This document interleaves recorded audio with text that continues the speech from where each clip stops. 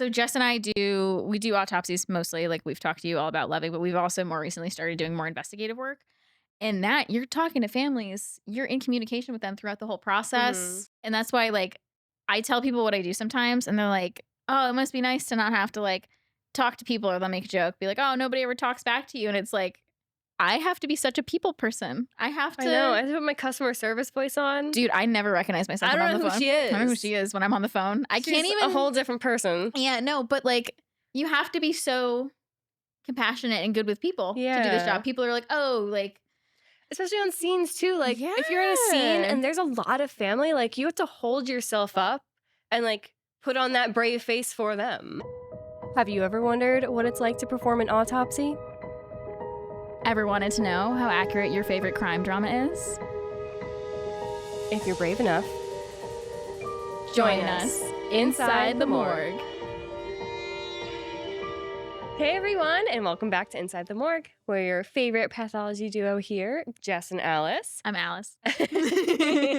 And we're back with one of our favorites. Maybe it's a fan favorite. I don't really know. Body of Proof, which it takes place in Philly. It's one of my favorites, one, because Philly, and two, for whatever we see of organs. Always looks so good. Always looks so good. Yeah. They're we didn't see any organs in this episode, but there was a lot of good things. Yeah. Like good green flags, a few red flags. I mean, always are. Nobody's perfect. I know.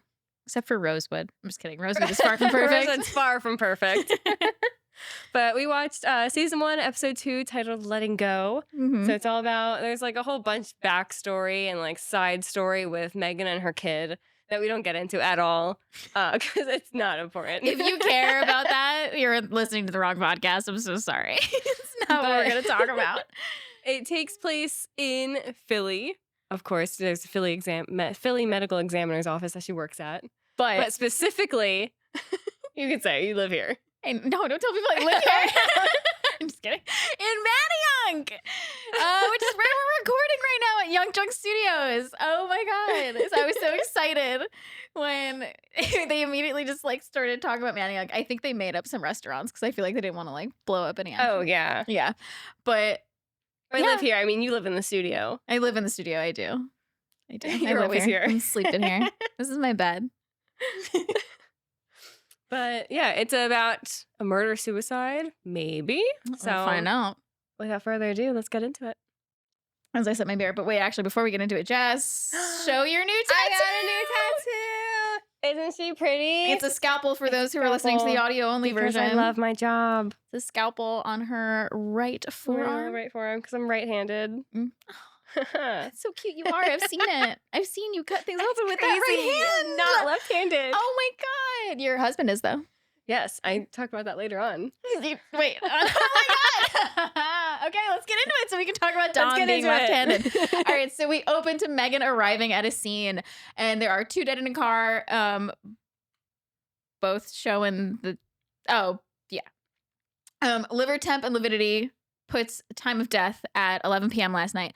I've actually never taken like a liver temp at a scene. Never. And these shows always talk about it. Yeah. And there's one... I feel like it's been done. Yeah. Yeah. Liver temp, it's definitely or more accurate. Rectal temp sometimes. I've never found myself in a situation where I had to do that. Kind of For pediatric cases, I think. Yeah. Some of our investigators have done that. Yeah, that makes sense. Yeah, that tracks. So there's a man in the driver's seat, and he is holding the gun in his right hand, and the woman is in the passenger seat. So there were no witnesses to this, just a hiker who found them and immediately called 911. Good job on the hiker. If you find a dead body, call 911. This is a straight up murder-suicide. For now. Or is it?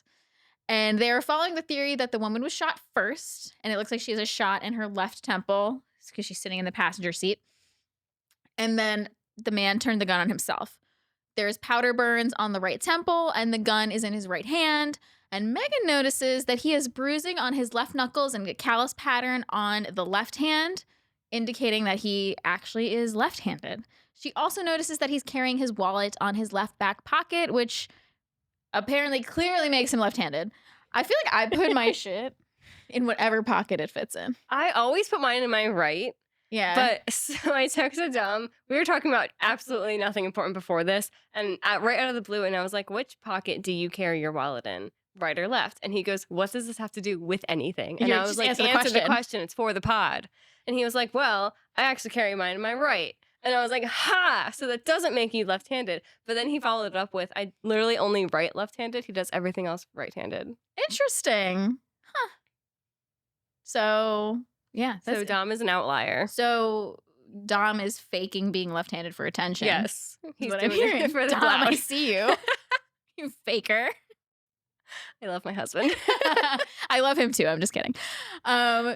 So this very clearly is a coroner's case with both bodies being brought in for an autopsy. So we're at the morgue, and they have radiographs pulled up of both victims' heads that they did to see exactly where the bullet is, because you have to take it out. You never bury a bullet. Mm-hmm. And they said that the female's bullet went in, and that they think the man's bullet split in two because they see two fragments on his X-ray. But honestly, the most interesting part that we talked about already, this whole episode takes place in Maniunk, and I love that. They We're in say Maniunk right the male now. victim lives in Maniunk. We're in Maniunk right now. Hashtag Young Junk. As far as I know, there are 0 dead bodies. As far as I know. So green flag for Maniunk. Green flag for the best neighborhood. Let's go. I just had to throw that in there. But anyway, they find out that the male victim's landlord confirmed that he is left-handed. So he and the girl had met back when they were teens. Her family comes from money and his doesn't. I think his parents had died. He doesn't have a lot. So then they broke up. She went off to college. He joined the Navy. They said something about a Navy tattoo on his right arm. Yes. But the detectives are very adamant that this is a straight up murder-suicide. His prints are on the gun and everything. But they retrieve the bullets. And remember when I said that they thought it split into two because they saw two fragments on X-ray? Well, that was wrong. He actually had 2 separate rounds in his head. He was shot twice. So unless he shot himself twice, this is not a murder-suicide. And it's, I quote, straight up murder. Yeah. No, you can't really shoot yourself in the head twice. Yeah. Yeah. Straight up murder. Straight up murder. So during the autopsy, they found that the female had Malory-Weiss tears, which is bleeding and tears in the mucosa at the junction of your esophagus and your stomach. I always say when I'm talking about body, I'm always like, your stomach. And It's your stomach, not mine. Not yours. I hope it's not yours. In a person's stomach and esophagus. So it's where the tube where all your food goes down meets where your stomach starts down here. I said your again. And it can be caused by aggressive vomiting. So it was really cool to hear them mention this because we do see this in some cases. And they even mention it. It's common in cases of alcoholism, bulimia, and pregnancy. So things morning sickness. Yes, things that you typically see a lot of vomiting with can cause a lot of tearing in that trauma in that area of the body. Yeah, trauma breaking of the blood vessels in there. Right. Yeah. So we're gonna give a green flag for them mentioning Malory-Weiss tears. So she wasn't pregnant, but she did show signs of alcoholism or bulimia. And just after a green flag, we're going to have to give an immediate red flag because Megan just has the 2 victims' last meals in a container at her desk. Like those to-go containers that you get in Chinese food wonton soup. Why would you say it like that? Ew. It literally looked like soup. Why would you... It was really gross that she just had that in her desk, in her office on her desk, and other people are there and they're discussing what happened after the autopsy, what do you see, what do I see, and then she's like, here, I have these. She's like, I see this, and pulls out warm stomach contents probably. And she's holding them with no gloves. I don't care if you cleaned it. I would still never hold it without gloves. I never touch a single thing in the morgue without gloves on. No, never. The first thing I do when I walk into the morgue is I put gloves on. I always we clean it very well. Somebody touched one of the pens the other day, and I was like, you should wash your hands because it might look clean. It's not sterile. No, there's pens. We have one clean area. We try to keep as clean as we can. It's the computer area where the doctors work sometimes, or sometimes where we work, where we're looking up a quick case or something. We try to keep that area clean. So the pens over there, those ones are clean. Never touch with gloves on. But we have to write stuff down a lot during an exam. And so I have a glove on. And I have to write down something quick for toxicology. Those pens, I'm never touching without a glove on. Right. Same thing our cameras, never touch without a glove on. Our dry eraser markers, never touch. No, nothing. No. So I No. particularly anything with biological waste or contents in it, like apparently a to-go container of someone's stomach contents. Do not touch. Big red flag. Big red flag. Megan, what are you doing, girl? Megan, no. So it looks like their last meal was burgers and green French fries. I don't know where they serve that in Maniunk. I'm sorry. And the You can't recommend a place. I can't recommend a place with green French fries. I can recommend Lucky's Last Chance for burgers and fries, though. Solid. Love them. And the detectives like the green is from, or think that the green is from the food dye, like from, wait, you have to say this because you have the accent. It's from water ice. Water ice. She says water. It's water. She's from Philly. From Philly. I'm not. So I say water. Oh, I think you're a faker. I'm a faker. I'm not I never denied being from New York. In New York, I'm walking here. I said something at work today. I said chocolate. And two of our coworkers were like, we started quoting like SpongeBob. They're like, chocolate. I was like, I'm sorry. I wasn't thinking. My heritage. My heritage is Long Island. So Megan meets with the female's family, and I do give a green flag for this because I think that this is something that sometimes gets overlooked in shows. Everybody always focuses on the body and the crime and who did it, but then I feel like the families always get forgotten about, and you don't really see that interaction all too often in like these specific shows. It's a big part of the job. It is. So I like that they even had that grieving family there, and like Megan was talking about like what happened, what are we doing next, like what they're doing on their side. Yeah, because like we talk to families a lot after exams. Constantly when we're doing families constantly call in too. Yeah.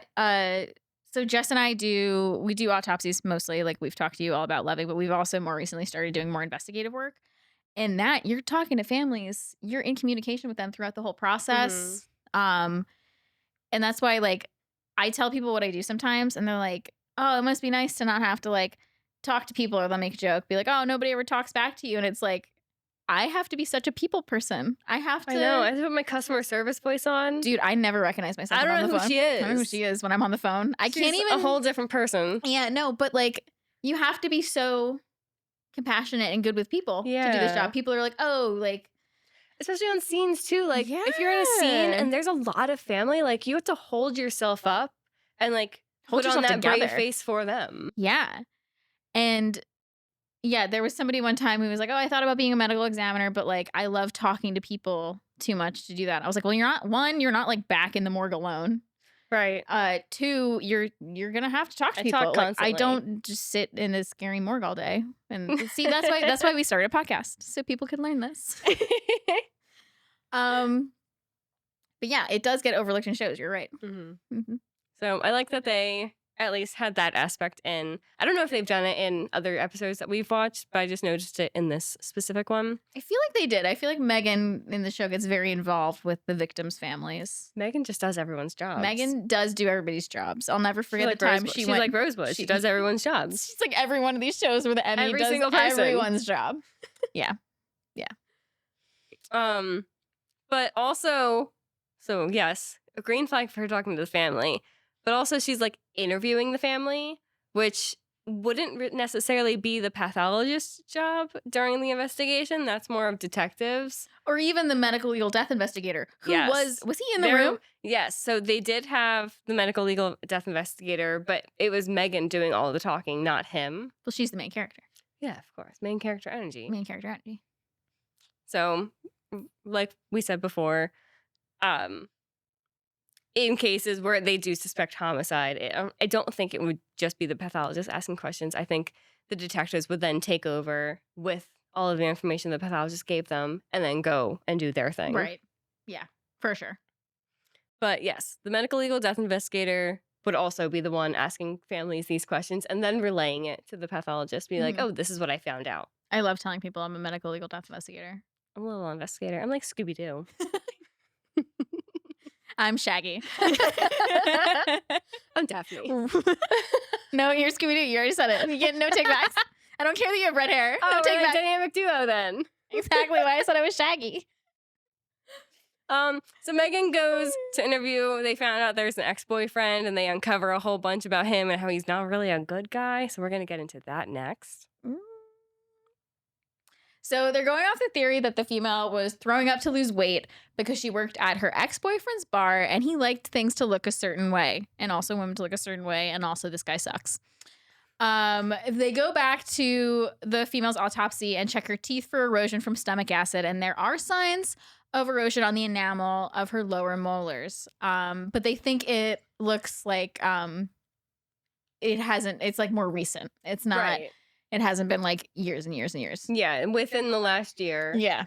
Which is, that lines up with when she started dating this guy. Mm-hmm. And then they broke things off 3 months ago. Mm-hmm. Megan also swabs the male's arms and examines it under a microscope. And she sees the exact same stuff that the ex used to clean his bar with. Do I know if that could be seen under a microscope? Nope. It was like green and purple. Yeah. And I didn't have the patience to Google what this would look like under a microscope. So I don't even know if I want to give it a red flag because I didn't do my own research. If you would know. Actually, we reached out, like, when I didn't know something about hunting in our, like, Dexter episode, I mentioned it, and it became a short, and somebody commented and, like, let me know about bullets used for hunting, and I was like, thank you. That was really cool. If you know anything about histology. If you know anything more about histology, let us know. Or this wouldn't be histology, technically, it's microbiology, I guess, because it was a swab, not a tissue sample. You're right. I did like histo. That's why you're so smart. You're so smart. That's why I liked histo in college. Do I remember a lot of it? No. I don't remember anything. And anyway, so the bar was a stainless, sleek bar, and he used lemon, cream of tartar, and baking soda to clean it, and it left a residue on our male victim's arm, which means that he was at the bar or restaurant probably the day that he was killed. And he was also having respiratory problems, and they determined from the autopsy that it is due to asbestos, not his Navy days. He worked in construction, and they obtained a sample from the construction site and confirmed there's asbestos. So they mentioned before the autopsy that the female, her makeup looked really messed up.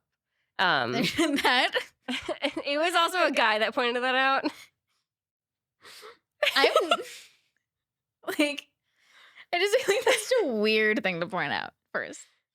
And look at her makeup. Like that's so messed up. That's mean. It's only mean to the dead. It becomes important later. I get why they said it. That's why I'm mentioning it. Yeah.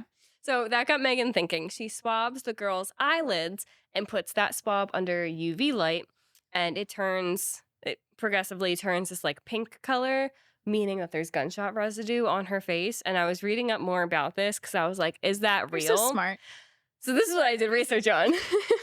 So using, I think it's called the grease test. This is like a different version of the grease test. It can be used to detect nitrates present in GSR, and this is just like an added step in that test, using a filter paper that's sprayed with 2 naphthylamine. I'm saying big words. You're doing great. You're doing great. Naphthylamine, sulfanic, and citric acid. Yes. I'm sorry. I fired our chemist that I'd usually ask.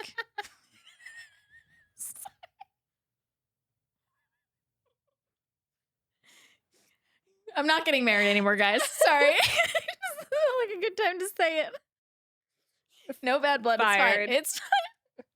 There's bad blood, but no, it's okay. It's fine. Everything's fine. It's okay. We're just gonna struggle with words, and because we're girls.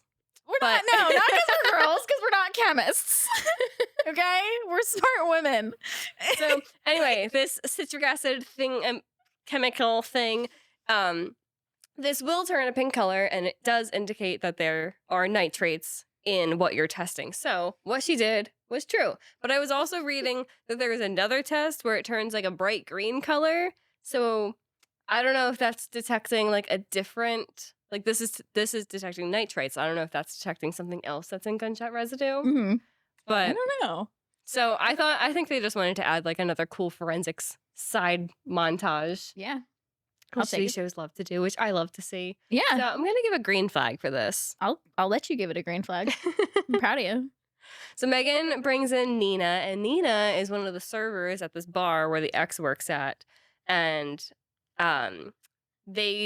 from her, they helped confirm that the female victim did have bulimia, which was caused by the ex and all his compulsive controllingness. So they literally bring her to the morgue and like reveal the female victim to her and like show Nina everything. They're like, this is what happened. And I'm like, look at that. Do that. It was like a horrible, scared straight moment. Yeah, I thought that too. They scared this girl straight, and they were like, "We can bring you to a women's shelter." But like, you don't show the body. She's not next to kin.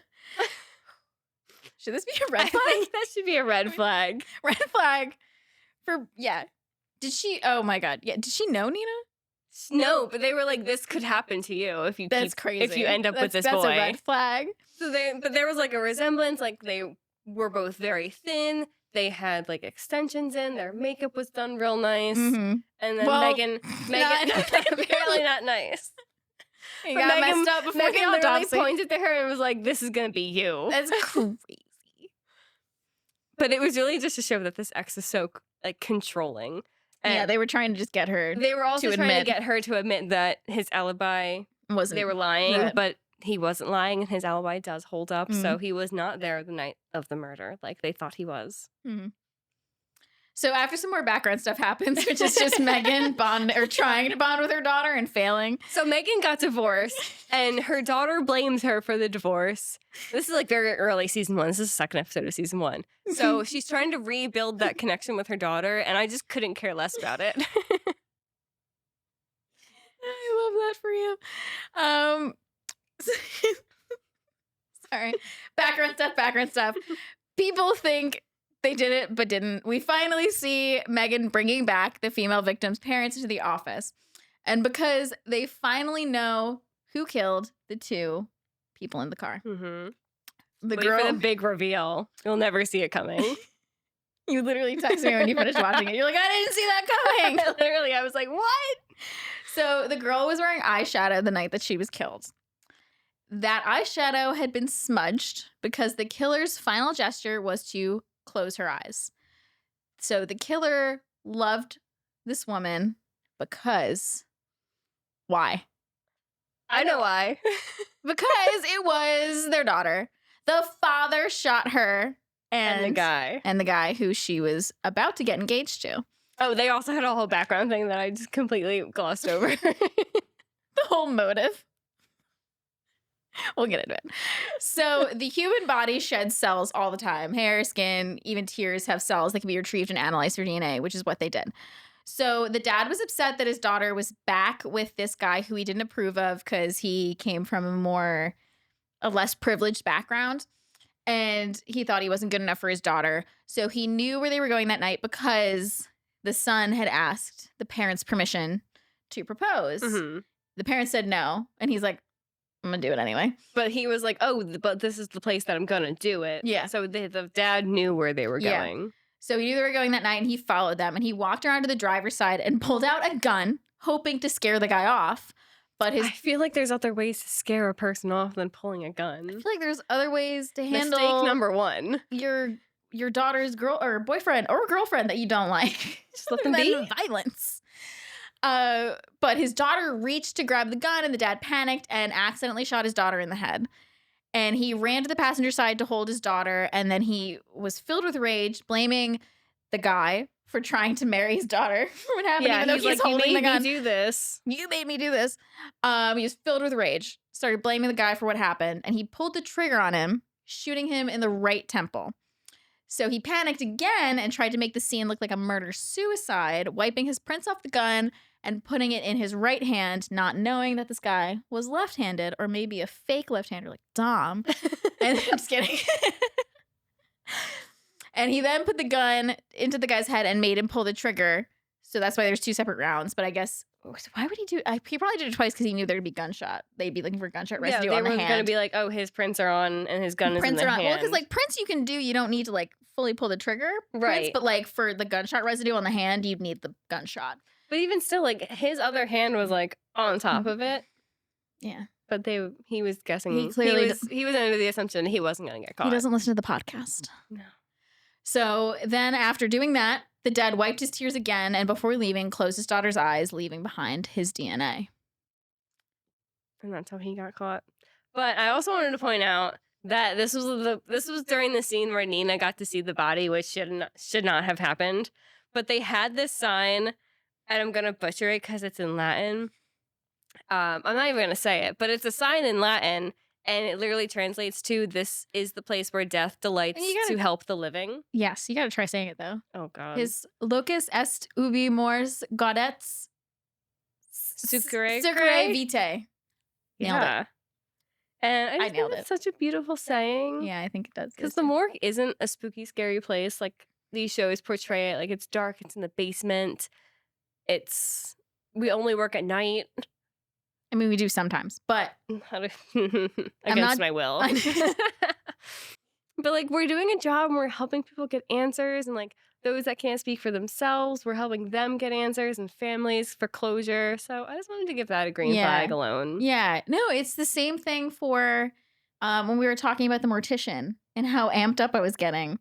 I was like, I hate when people are like, oh, you're just into this because you like spooky shit. And I was like, yes, I love spooky shit, but I also love the living, and I love helping the living in any way that I can. I like solving puzzles. I really like puzzles. I like finding. She does like puzzles. I've seen her do a puzzle.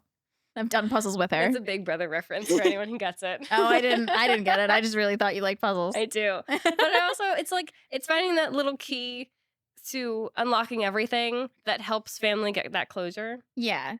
It's like, for me, I've always loved spooky stuff. I've always loved gross, or things that other people find gross. I've always loved anatomy. So I'm using something that I love to do something else that I love, which is helping people. I like to help people. I like to help, like, we're talking to people on the worst day of their lives. Right. Like, and being able to just give them some kind of closure.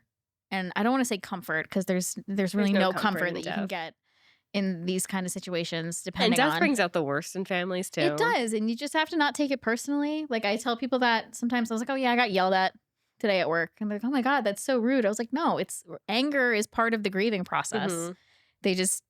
Nobody wants to get a call from the coroner. Nobody. Right. Nobody wants to talk. That's why everybody puts me directly to voicemail. Yeah, nobody wants to. Yeah, nobody's looking forward to getting a call from us. But if they do answer the phone or answer my voicemail, I just want them to know that I'm here for them and I'm here to help them out. And like, I'm doing this, one, because I do love, for some reason, I love all this morbid stuff, but I'm trying to do something good with it, you know? Yeah. Yeah. You get it. You have a scalpel tattoo. I do. I get it. I'm one of the cool ones. Yeah. Also, another quick red flag before we end the episode. Just can't end it on positive before we get into our true crime for the episode. There was also a quick scene of them, I think it was on the male victim. They like put the sheet over him, but you could see his Y incision after they had done the autopsy. And it really looked like they just glued the skin back together after they cut it, instead of like suturing. Instead of sewing and suturing. Like, some shows have like harsh sutures where they try to make it like look like it's bleeding still. Yeah, they make it look they did that in that movie Pathology, where it looked really like bad. It looked irritated and red, and I'm like, it wouldn't look like that because they're not alive. There's nothing to circulate. There's going to be no inflammatory response because they're not alive and their blood is not pumping. But it looks so bad, and I don't remember the sutures from the show ever looking bad. But maybe it was just this episode because it was such an early on episode. Yes, it's very early on, and we didn't see any organs this episode, so maybe it like takes a little bit for the morgue scenes to catch up. Yeah. But I just had to point that out, that I didn't like that. All right. So I think our total for red flags and green flags, there's 4 green flags, and now we're up to 3 red flags. So it still passes for us. It still passes. It's a pass because it's such an early on episode in the series. I think there's 4 seasons. Yes. And I just realized if you didn't give a random green flag for Maniunk, it would just be tied. But because it was Maniunk, we love it here. It would just be tied. It's not random. It's deserved. Maniunk, nothing to do with forensics other than the fact that I live in this studio. Go watch Cult Pop. She's on another podcast. I do. I live here. I'm on 2 podcasts in this studio. But we also have a true crime to get into, which is about a real murder-suicide that takes place in Philly. I think this happened a few months ago. So it's somewhat of a recent thing. Yeah. Yeah. I don't know where I was going with that. So there was a dispute between two neighbors that led to the tragic outcome of one man opening fire on his next door neighbor and then turning the gun on himself. Police say the horrific tragedy happened on East Walnut Lane Wednesday afternoon at 4 p.m. I don't know what Wednesday. I'm reading off of an article. A Wednesday? Just a Wednesday. I think this was like November. So witnesses and neighbors told the police that a male and a female, probably in their 70s, lived in the home next to a 66-year-old man who was accused of shooting them and himself.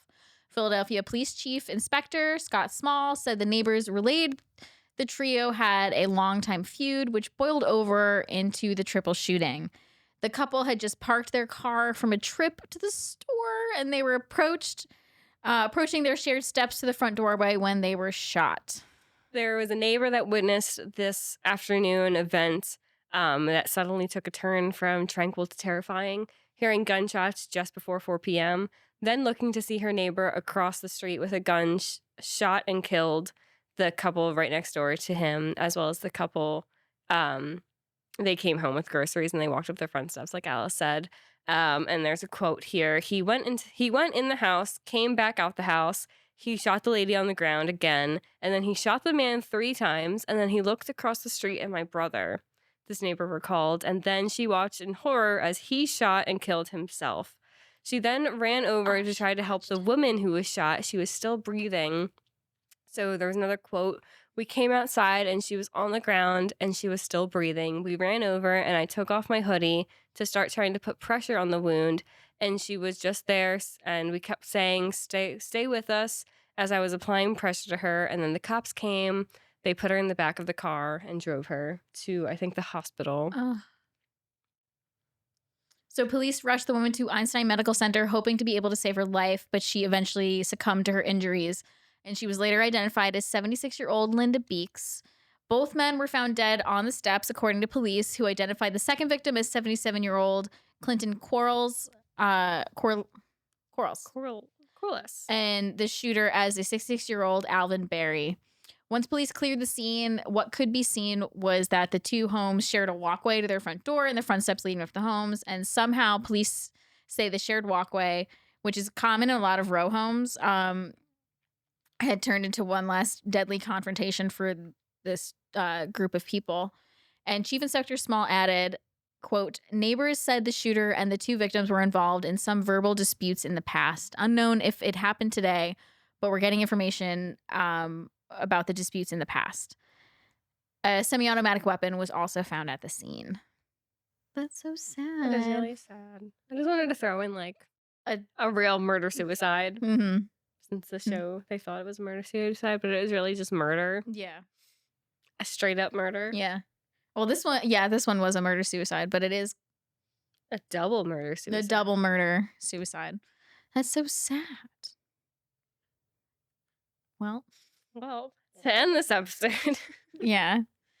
If you have any thoughts on Body of Proof, or if you think we missed any red or green flags and you watched the episode and you're the biggest fan of Megan Hunt, please let us know.